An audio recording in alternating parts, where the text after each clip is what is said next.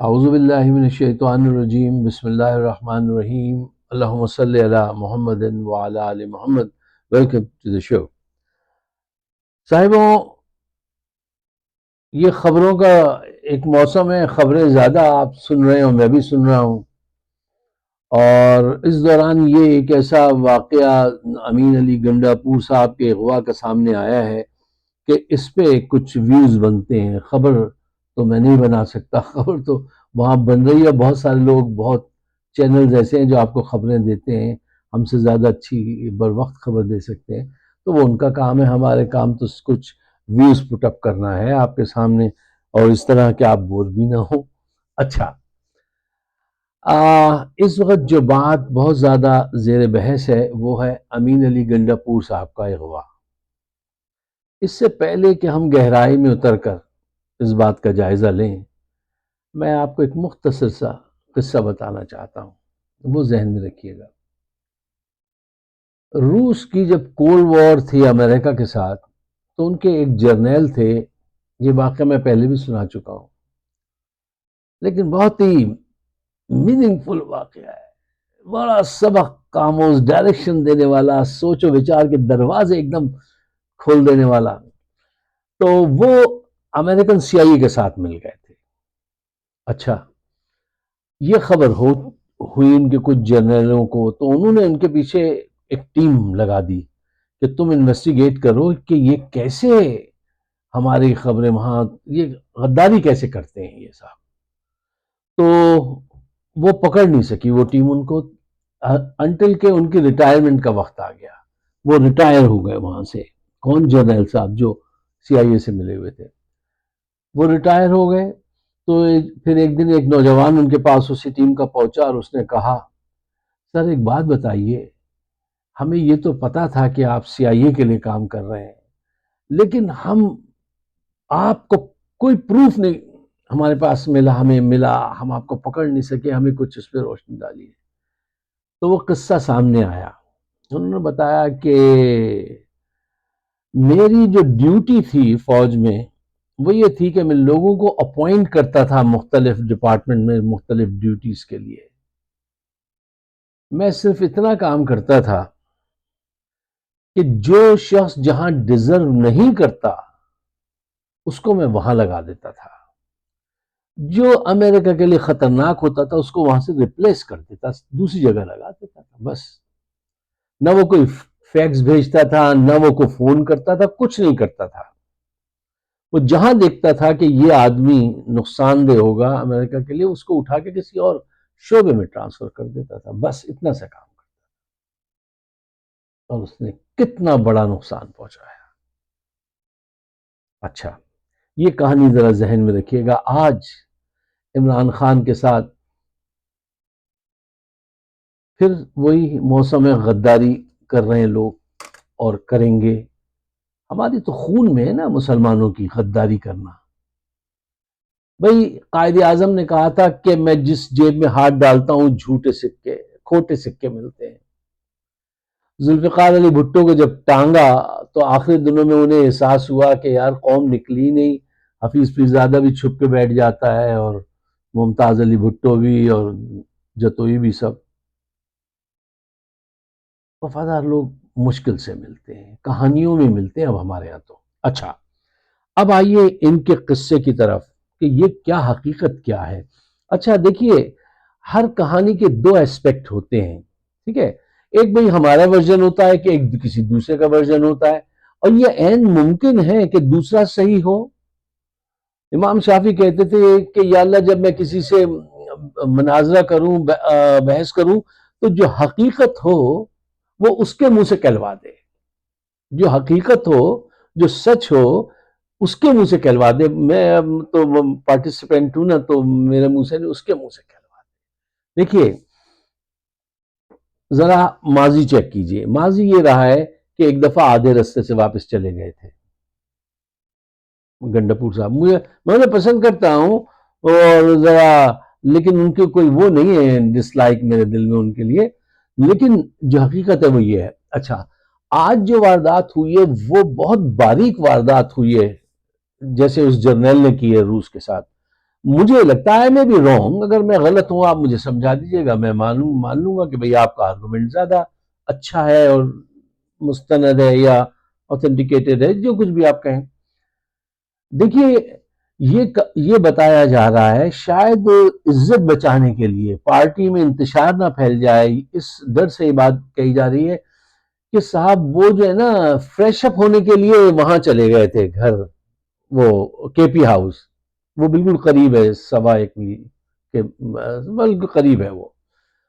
مجھے یہ بتائیے یہ آپ کی پھوپھی بیگم کا نکاح ہو رہا تھا، کوئی کسی دوست کا ولیمہ ہو رہا تھا، جو آپ فریش اپ ہونے کے لیے چلے گئے گھر میں کپڑے بدلنے کے لیے؟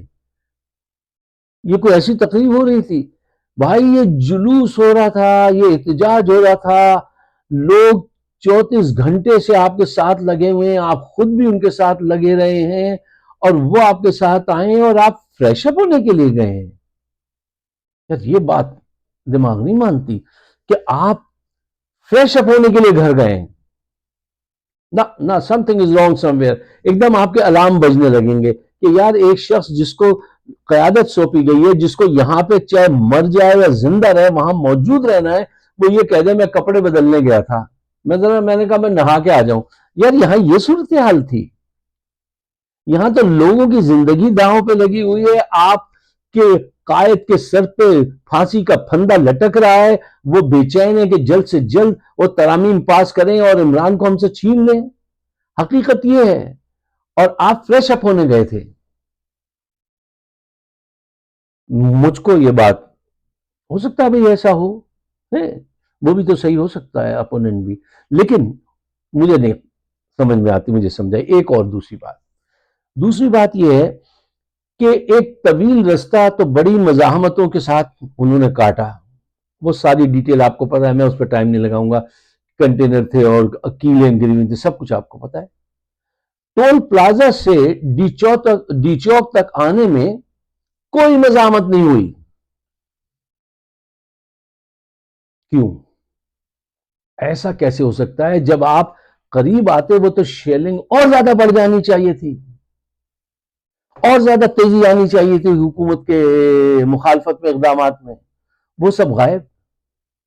بہت خوب، کیوں؟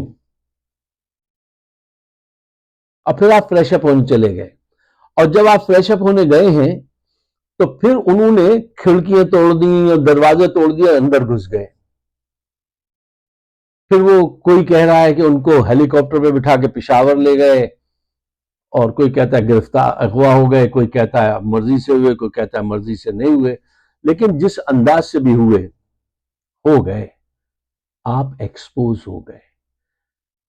یا تو آپ نااہل ہیں کہ آپ عوام کو چھوڑ کر کپڑے بدلنے، بال بنانے، کس کے لیے گئے تھے بھیا؟ کپڑے بدلنے اور بال بنانے کے لیے آپ گھر چلے کے پی ہاؤس چلے گئے تھے؟ یا تو آپ اتنے نائیو اور نااہل ہیں، یا پھر آپ ڈر گئے ہیں اور اندر سے آپ کی وفاداری وہ نہیں ہے جس لیول کی وفاداری درکار ہے۔ آپ اگر ذہانت سے وفاداری نبھانے کی کوشش کریں گے نا تو پہچان لی جاتی وہ وفاداری جو آدمی پلان کر کے نبھا رہا ہوتا ہے۔ آج کی اتنی ہمارے کمیونیکیشن کا دور ہے، منٹوں میں آپ اسکرین پہ دیکھ کے بندے کو پہچان لیتے ہیں اس کی اہلیت کیا ہے، اس کا علم کیا ہے، یہ کہاں سے آ رہا ہے، یہ کیا چاہتا ہے، یہ کیا کہہ رہا ہے۔ آج کے دور میں آپ وہ نہیں کر سکتے، چھپا نہیں سکتے۔ اچھا، اب آئیے اس ایسپیکٹ کی طرف جو میں آپ کے سامنے رکھنا چاہتا ہوں کہ اب سواتی صاحب آ گئے۔ اچھا دیکھو، دل چھوٹا کرنے کی بات نہیں ہے، یہ اس وقت جو ہے یہ ایپیسوڈ میں یہاں پہ بند کر دیتا ہوں، اور بھی بہت سارے میرے پاس ایسی چیزیں ہیں جو انشاءاللہ تھاٹ پرووکنگ ہو سکتی ہیں، لیکن یہ ذرا بڑا عجیب سا وقت ہے کہ یہ دو ہی پوائنٹ رکھ کے ہم اس کو ذرا سیٹ اسائڈ کر لیں، تاکہ قوم جس نے اس وقت اتنی قربانیاں دی ہیں، بارش ہو رہی ہے اس وقت، شدید تھنڈر ہو رہا ہے، لیکن لوگ وہاں کھڑے ہیں۔ یار یہ بھی تو کسی کی اولاد ہیں، یہ بھی تو کسی کے باپ بیٹے ہیں، یہ کیسے بھوکے اور کیسے بے سہارا لیکن عمران کی محبت میں کھڑے ہیں۔ اچھا، تحریک کو نقصان نہیں پہنچنا چاہیے۔ اچھا، اس کا ثبوت کیا ہے کہ انشاءاللہ نہیں پہنچے گا؟ دیکھیے، لوگ آج جو بارش میں وہاں پہ کھڑے ہوئے ہیں اور لڑ رہے ہیں جفا کشی سے، اس میں امین علی گنڈا پور کی محبت نہیں، عمران خان کی محبت ہے لوگوں کے دلوں میں۔ عمران خان کی وجہ سے یہ لوگ اتنے ظلم سہ رہے ہیں، اس کے کہنے پہ آئے ہیں۔ اور عمران خان نے اتنی ذہانت کی بات کی ہے، اتنی ذہانت کی بات کی ہے، بعض اوقات اللہ تعالیٰ لوگوں سے ایسی ذہین لائن کہلوا دیتا ہے کہ وہ کمال کر جاتے ہیں۔ مثلا اس کا، عمران خان کا آج کل اس بات پہ ایمفیسس کرنا کہ تم جو بزدل ہیں وہ چھوڑ دو، ہمیں یہ قیادت جو ہے یہ سائڈ پہ ہو جائے، جو وہ ہے میرا کمیونیکیشن میرے لوگوں سے ہے، میرے ورکر سے ہے، میں اپنے ورکر کو مایوس نہیں ہونے دوں گا، وہ اتنی مرتبہ میرے کہنے پہ آیا ہے اور میں اس کو مایوس نہیں ہونے دوں گا، اور ہر صورت میں احتجاج ہوگا یہ۔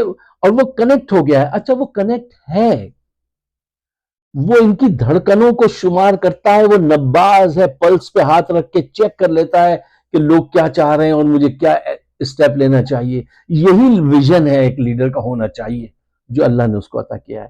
تو لوگ آج امین چلے گئے، سواتی آ گئے، سواتی چلے جائیں گے کوئی دوسرا آ جائے گا، اچھا وہ تحریک جاری رہے گی۔ دیکھیے جب سیاسی تحریکیں چلتی ہیں یا چینج کی تحریکیں چلتی ہیں، چاہے وہ آپ ماؤ کی، لینن کی، ان کی سب کی ہسٹری پڑھ کے دیکھ لیجئے، تو کیا ہوتا ہے کہ ایک لیڈرشپ آتی ہے وہ کٹ جاتی ہے، بیکار ہو جاتی ہے، ان کو کاٹ دیتے ہیں، مار دیتے ہیں، ڈس اپیئر کر دیتے ہیں، وہ ہو گئے، تو بی آ جاتی ہے، پھر سی قیادت آ جاتی ہے۔ تو یہ ایک نیچرل سا پروسیس ہے، اس میں کوئی پریشانی کی بات نہیں ہے کہ امین علی گنڈا پور کہاں چلے گئے، بھائی جہاں پہ بھی چلے گئے جانے دیجئے، وہ خوش رہیں، ٹھیک ہے۔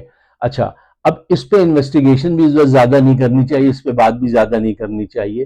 بیسک دو باتیں جو میں نے اپنے پاس رکھی، میرے پاس ایسے 6 اور چیزیں بھی تھی، لیکن میں نے کہا نہیں، وہ ایک نئی ایونیوز کھول دیں گی، اور اس ڈسکشن میں ہم نہ چلے جائیں کہ یہ غدار ہے، وہ یہ ہے، وہ یہ، سمجھ جائیں کہ کون کیا ہے، لیکن زیادہ ذکر نہ کریں۔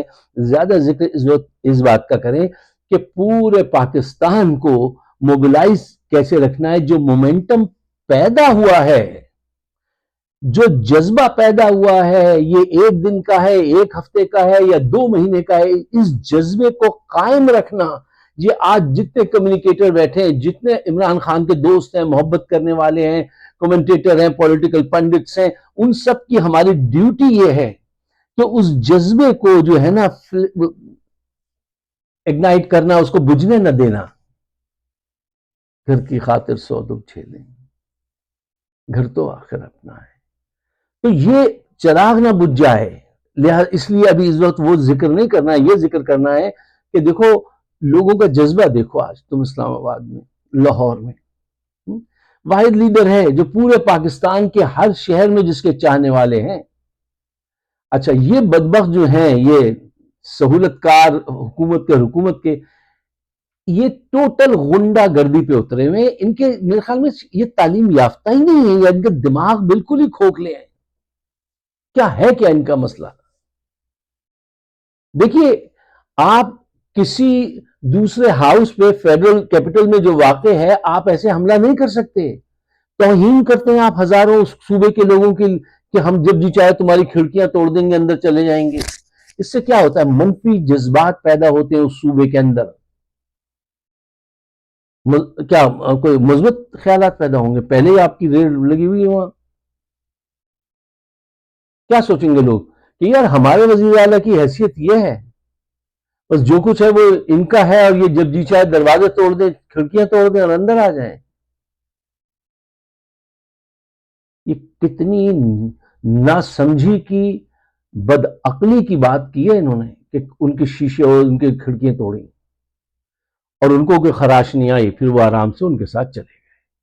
ان سے اب فیصل واڈا کا یہ بیان کہ وہ وہاں تک نہیں پہنچ سکیں گے، وہ ایک وافڈا، ایک اس کی کیا ایجوکیشن، اس کا کیا بیک گراؤنڈ ہے، اس کا کیا ذہن ہے، کیا ذہانت ہے، اس کے پاس کیا ہے؟ وہ ایک بندہ چھوڑ رکھا ہے جرنیلوں نے کہ جاؤ تم جا کے یہ بد زبانی کر دو، اس کو گالی دے دو، یار ایسی حکومتیں چلی کبھی آج تک؟ یہی حکومت کو ڈبانے کا باعث ہیں فیصل واپھڈا، محسن نقوی، یہ سارے کردار اگر کسی کے پاس بھی ہوں، میں گارنٹی کرتا ہوں وہ ڈوب جائے گا۔ یہاں پہ میں آپ تمام دوستوں سے ایک بات کہوں گا کہ اگر آپ کو میری بات سمجھ آتی ہے تو برائے مہربانی اس کو شیئر کیجئے گا اور مجھے اپنے خیالات سے نوازیے گا۔ آپ سب کا بہت بہت شکریہ۔